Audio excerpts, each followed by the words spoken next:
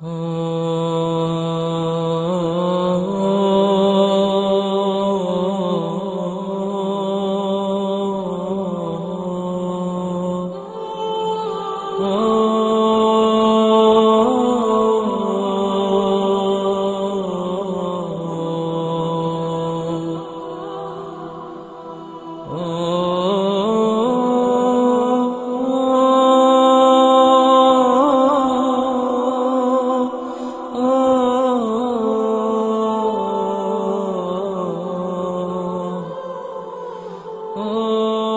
رأيت الحياة تمضي مسرعة ومعظم أهلها في غفلة، ناس يأتون وآخرون يرحلون، أرحام تدفع وأرض تبلع، والناس غافلون ولا يستيقظون إلا عند معاينة الموت وسكراته. أحبتي، إن الحياة على ظهر هذه الحياة موقوتة محدودة، وستأتي النهاية حتما. ستموت، نعم ستموت. إنها الحقيقة التي نهرب منها دائما، إنها الحقيقة التي يسقط عندها جبروت المتجبرين وعناد الملحدين وطغيان البغاة المتألهين. إنها الحقيقة التي شرب من كأسها العصاة والطائعون، وشرب من كأسها الأنبياء والمرسلون.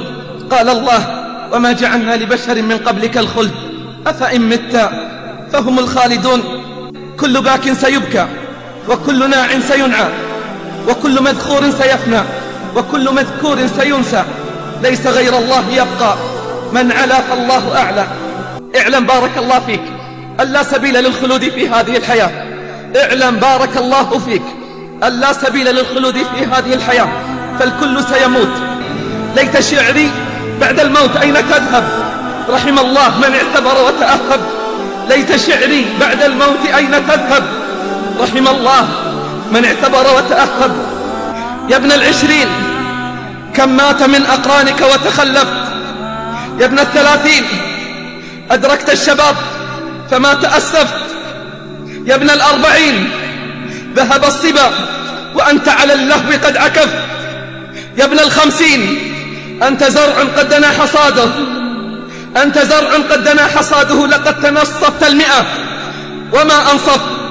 يا ابن الستين هيا إلى الحساب فأنت على معترك المنايا قد أشرفت. يا ابن السبعين ماذا قدمت وماذا أخرت، يا ابن الثمانين لا عذر لك فقد أعذرت.